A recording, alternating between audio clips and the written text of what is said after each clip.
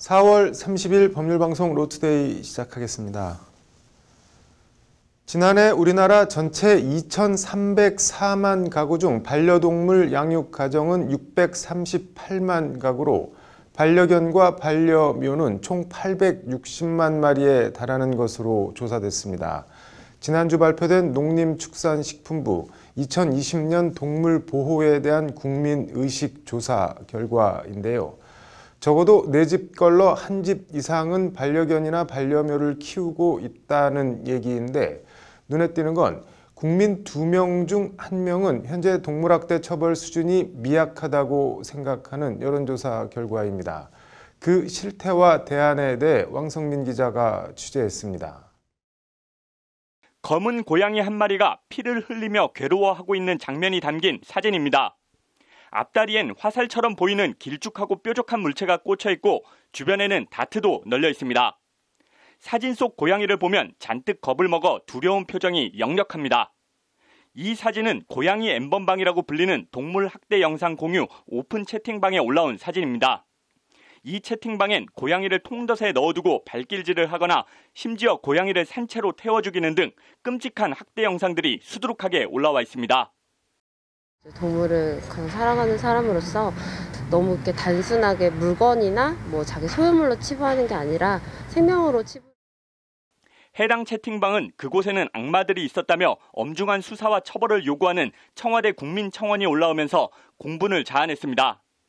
청원엔 27만 명이 넘는 네티즌들이 동참했고 청와대는 관련법 개정을 포함한 반려동물에 대한 권익 보호를 위해 노력하겠다는 공식 답변을 내놓았습니다. 현행 동물보호법은 동물학대 행위를 한정적, 열거적으로 규정하고 있어 처벌의 한계가 있다는 지적에 따라 다양한 학대 행위를 포괄할 수 있도록 예시적, 포괄적 방식으로 개선하고 소유자 등의 사육관리 의무도 강화하는 방향으로 동물보호법과 하위법령을 보완해 나가겠습니다. 일단 현행 동물보호법은 제8조에서 동물 살해와 학대 등의 행위를 금지하고 있습니다. 이를 위반할 경우 동물 살해의 경우 징역 3년 이하 또는 3천만 원 이하의 벌금, 학대 행위의 경우 징역 2년 이하 또는 2천만 원 이하의 벌금에 처하도록 하고 있습니다. 최대 징역 3년까지 처벌할 수 있도록 하고 있지만 동물 학대에 대한 처벌은 미약하기 그지없습니다. 최근 10년간 동물보호법 위반 혐의로 입건된 3,345명 중 기소된 인원은 304명에 불과합니다.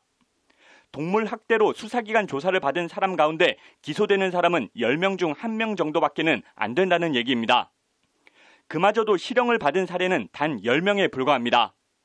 실제 지난 24일 개 목줄을 잡고 반려견을 공중에서 빙빙 돌리며 학대한 20대 여성 2명에게 선고된 형량은 벌금 100만 원. 이 정도 형량으로 동물 학대 처벌에 대한 경각심이 생기겠냐는 성토가 끊임없이 제기되는 이유입니다. 강화가 돼야 일단 표면적으로 봤을 때 처벌이 강화가 돼야 사람들이 약간이라도 겁을 먹고 더 감소할 거라는 생각도 있는데 일단 시범적으로라도 처벌을 강화하고 그리고 일단 학대를 당한 반려동물들은 사람과 마찬가지로 평생 트라우마를 안고 살아가게 된다는 것이 동물 전문가들의 말입니다. 아이는 사람이 괴물 같은 공포의 대상이 되고 근처에 다가오면 극심한 스트레스를 받게 되어 겁에 질려 대소변을 보거나 괴로워하며 울기도 하고 혹은 자신을 보호하기 위해 공격성을 보이는 아이. 이 때문에 동물 학대에 대한 처벌을 강화하는 방향으로 양형 기준을 정립해야 한다는 목소리가 높지만 여기엔 일종의 딜레마가 있습니다.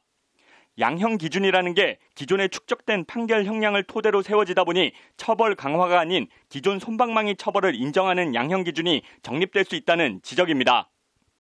양형 기준을 만든다 할지라도 가장 큰 문제는 양형 기준이라는 게 종래에 있는 판사들이 선고한 형량을 가지고 양형 기준을 만들다 보니까 그 양형 기준이 만들어진다 할지라도 현재보다 높아질 가능성은 제로다. 승재현 연구위원은 이에 디지털 성범죄를 예로 들며 동물학대 처벌과 관련해 기존 판결에 얽매이지 않고 제로 베이스에서 양형 기준을 새로 정립할 필요가 있다고 지적합니다. 결국 디지털 성범죄와 같이 기존의 판례가 쌓이지 아니하였다 할지라도 근본적인 삶의 사람들의 인식의 변화가 있고 그 인식 변화를 통해서 방금 말씀드린 대로 동물의 고통과 동물도 아픔을 느낄 수 있다라는 근본적인 생각의 전환이 있죠. 전문가들은 나아가 처벌 강화와 함께 성범죄자의 경우 성폭력 치료 프로그램이나 수강 명령을 병행하는 것처럼 동물학대 가해자에 대해서도 비슷한 조치가 필요하다고 말합니다. 이를 통해 동물학대가 범죄라는 것을 분명하게 인식시킬 필요가 있다는 겁니다. 수강 명령이라든가 무슨 사회봉사라든가 뭐 이런 거를 경미한 경우라고 하더라도 이게 학대 행위가 이렇게 안 좋다라고 하는 거를 교육을 통해서 또는 사회봉사를 통해서 일종의 좀 더 심한 학대를 예방하는. 또 해마다 늘고 있는 반려동물 유기와 학대를 줄이기 위해선 이른바 공장에서 반려견이나 반려묘를 찍어내듯 생산하는 현재의 반려동물 유통 시스템을 총체적으로 점검할 필요가 있다고 전문가들은 지적합니다. 법률방송 왕성민입니다.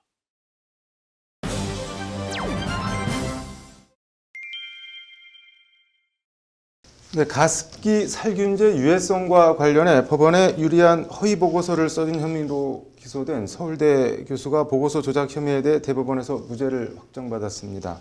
윤승영 변호사의 이슈 속 법과 생활, 증거 위조와 사기 얘기해 보겠습니다.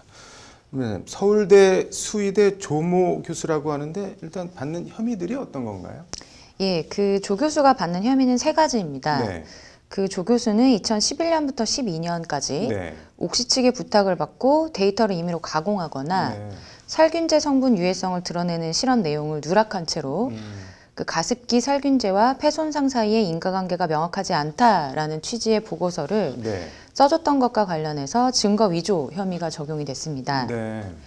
옥시 측에서 그 조 교수에게 네. 그 연구의 대가로 네. 1,200만 원을 제공한 것과 관련해서는 네. 수뢰후 부정처사 혐의가 적용이 됐고요. 네. 서울대학교 산학협력단으로부터 받은 연구 용역대금 네. 5,600만 원을 연구와 무관한 곳에 사용한 부분에 대해서는 네. 사기 혐의가 각각 적용이 됐습니다. 네. 정리하자면 네. 증거 위조, 네. 수뢰후 부정처사, 사기 이렇게 세 가지 혐의가 되겠습니다. 이게 1심 판결이 어떻게 나왔었죠? 네, 1심에서는 네. 그 조 교수의 혐의를 모두 유죄로 봤었고요. 네. 그래서 징역 2년에 벌금 2,500만 원, 추징금 1,200만 원을 선고한 바가 있습니다. 네. 독학성 분야 최고 권위자로서 네. 사회적 도덕적 책임이 있는데도 옥시 측의 금품을 받고 연구 윤리를 위반했다라는 것이 1심 네. 재판부의 판단이었습니다. 항소심에서는 어떻게 됐나요? 네, 그 반면에 네. 그 2심에서는 네. 조 교수가 최종 결과 보고서를 작성하면서 네. 부당하게 데이터를 누락하거나 결론을 도출했다고 볼 수는 없다라고 하면서 네. 보고서 조작 혐의 등에 대해서 무죄를 선고했습니다. 네. 그리고 그 옥시에게 받았다고 하는 1,200만 원에 네. 대해서도 전문가로서 자문 용역을 수행해 받은 자문료로 봐야 한다라고 하면서 네. 무죄를 선고했습니다. 네. 좀 더 구체적으로 살펴보면 네. 증거에 의하면 A 교수의 최종 결과 보고서 기재 내용은 네. 조직 병리학자 등의 소견과 동일하고 실제 실험 결과도 이 같은 소견을 뒤집을 만한 아무 자료가 관찰되지 않았다라는 것이 항소심 재판부의 설명입니다. 네. 그리고 조 교수가 받았다고 하는 자문료 네. 1,200만 원에 대해서 재판부는 네. 조 교수가 실제 자문 용역을 수행한 점 등을 고려해서 네. 수뢰후 부정처사 혐의 역시 무죄로 판단을 했는데요. 네.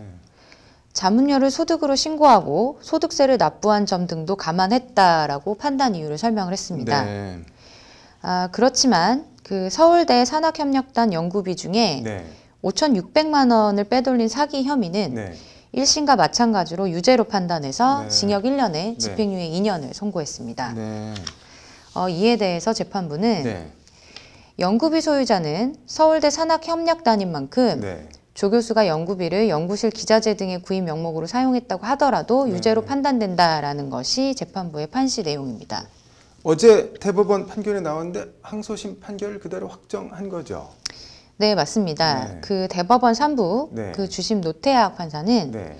원심 판단을 수긍한다라고 하면서 검사와 피고인의 상고를 모두 기각했습니다. 네. 피고인이 연구를 수행하고 최종 보고서를 작성하면서 네. 직무를 위배하는 부정행위를 하거나 증거를 위조했다고 인정하기 어렵다. 네. 검사가 제출한 증거만으로는 피고인이 받은 자문료가 자문료의 성질을 넘어서 대가성을 가진다고 인정하기에는 부족하다라는 것이 대법원의 판시 내용이었습니다. 네. 근데 이거 증거 위조, 이거는 이번 옥시 보고서처럼 이렇게 작성자의 판단이 들어가는 보고서 같은 경우는 위조 여부를 이걸 뭐 어떻게 판단을 하나요? 검찰은 조 씨가 옥시로부터 자문료 명목으로 1,200만 원의 뇌물을 받고 네. 옥시의 불리한 실험 데이터를 누락하는 방법 등으로 네. 새로운 내용의 보고서를 만든 것으로 구속 기소를 했습니다. 네. 그리고 이 해당 보고서는 다른 형사사건에 또는 징계사건의 증거로 사용되기도 해서 문제가 되었는데요. 네. 구체적으로 우리 형법에서는 네. 그 타인의 형사사건 또는 징계사건에 관한 증거를 위조한 증거를 사용한 자를 처벌하고 있는데 네. 여기서의 위조라는 개념은 네. 그 새로운 증거를 창조하는 것을 의미합니다. 따라서 조 교수가 네. 뭐 불리한 데이터를 누락하거나 하는 등으로 새로운 보고서를 만든 것은 아닌가 하는 혐의가 네. 문제가 됐었습니다. 네. 근데 일단 뭐 무죄는 났는데 마지막으로 그 연구비를 받아서 실험실 기자재 산 것도 지금 뭐 사기라는 건데 연구에 필요해서 산 거다 뭐 이런 게 안 통하는 모양이네요. 네, 그 해당 내용 같은 경우에는 네. 그 연구 용역비를 네. 가습기 살균제 연구와는 무관한 용도로 편취한 것으로 인정이 된 것으로 보입니다. 네. 이번 허위 옥시 보고서 논란, 뭐 개인적으로는 어떻게 보시나요? 네, 이제 뭐 9만 명 정도로 추산된다고 네. 하는 이제 피해자는 있지만 가해자는 없는 이제 아이러니한 네. 비극적인 상황으로 좀 안타까운 상황인데요. 책임 규명과 피해 보상이 여전히 미흡하다는 지적이 많습니다. 네. 그 가습기 살균제의 유해성도 입증되지 않으면서 좀 논란이 많이 있는데요. 네. 피해 보상과 재발 방지에 힘써야 하지 않을까 생각합니다. 뭐 말씀하신 대로 다시는 뭐 이런 일이 벌어지지 않게 재발 방지책을 좀 확실하게 마련했으면 좋겠네요. 오늘 잘 들었습니다. 네, 다음 소식입니다. 세상에 태어났지만 공식적으론 태어나지 않은, 태어난지도 모르는 아이들이 있습니다. 부모들이 행정관청에 출생신고를 안 했기 때문인데요. 관련해서 서울지방변호사회가 오늘 모든 아동의 출생이 등록될 권리, 출생통보제 도입을 촉구하는 온라인 간담회를 열었습니다. 어떤 내용인지 장한지 기자가 보도합니다. 온 나라를 충격과 경악에 몰아넣은 구미 3세 여아 사망 사건. 지난해 생후 2개월 된 영아 시신이 무려 2년 동안 냉장고에 보관되어 사실이 알려져 충격을 준 전남 여수 영아 사건. 두 사건엔 공통점이 있습니다. 아이가 태어났지만 행정관청에 출생신고가 안 된 출생 미등록 아이들이라는 점입니다. 구미 사건이나 여수 사건의 경우에서 볼 수 있듯 끔찍한 아동학대 피해자가 된 후에야 비로소 무슨 사건의 피해자로 그 존재가 세상에 알려지는 일이 비일비재하게 벌어지고 있습니다. 하지만 여전히 출생신고를 할 수 없는 아이들이 있습니다. 사실혼 관계에 있는 부모 사이에서 태어났지만 부모가 제3자와 법적 혼인 관계에 있어 출생신고를 할 수 없거나 외국인 부모나 그 존재를 몰라 끔찍한 사건이 벌어진 후에야 세상의 존재가 알려지는 아이들. 이런 잠재적 아동학대 피해자가 될 수 있는 출생 미등록 아이들이 매년 확인된 것만 70여 명에 이르는 것으로 나타났습니다. 보편적 출생신고 네트워크가 전국 254개 아동복지시설을 대상으로 조사한 결과 2019년엔 74명의 아동이, 2020년엔 72명의 아동이 출생신고가 안 돼 있는 것으로 확인됐습니다. 출생 미등록 아동의 발견 당시 연령은 0세가 70.5%로 가장 많았고 1에서 2세가 13%로 나타났습니다. 출생 미등록 아동 최초 발견 장소의 75.3%가 이른바 베이비박스입니다.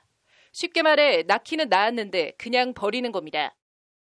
베이비박스에서 발견된 아동들이 75.3%에 이르렀고 그 밖에 사회복지시설 등에서 발견되었다라고 응답한 경우는 전원된 아동, 타 기관에서 이 시설로 전원된 이후에 가족관계 등록부가 폐쇄된 사례 등이 보고되었습니다. 그나마 아동보호시설이나 교회나 절 등에서 운영하는 베이비박스가 아닌 어디인지도 모르는 곳에 유기하거나 소규모 시설이나 미처 발견되지 않은 아동들을 감안하면 출생 미등록 아이들은 최소 2배에서 3배 더 많을 것으로 추정됩니다. 의료기관에서 출생하는 모든 아이들을 누락 없이 국가기관에 통보하도록 하는 출생통보제 도입 필요성이 끊임없이 제기되어 온 배경입니다. 정부도 2019년 5월 포용국가 아동정책을 통해 출생통보제를 도입하겠다고 발표했습니다. 지난해 8월 공표된 제2차 아동정책 기본계획에서도 출생통보제 도입을 2021년 추진과제로 제시하고 있습니다.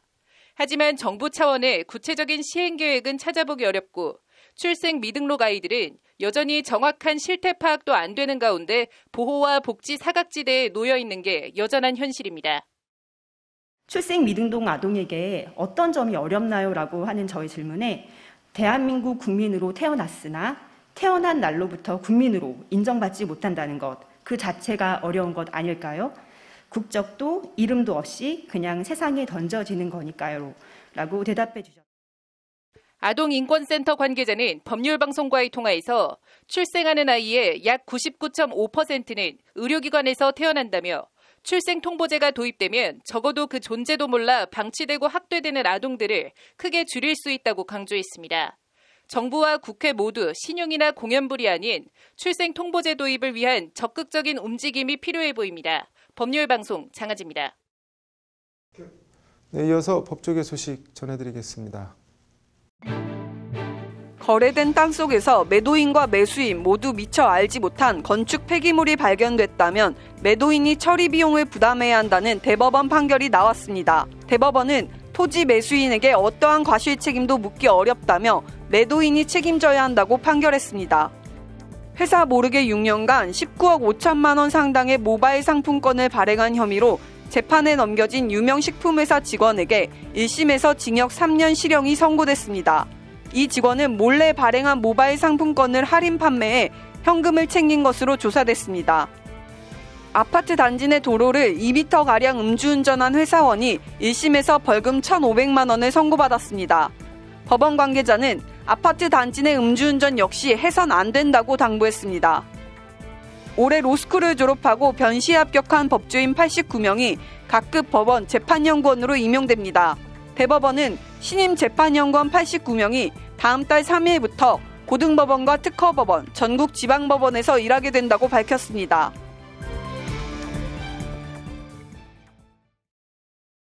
(4월 30일) 법률방송 로투데이 마치겠습니다. 시청해주셔서 감사합니다.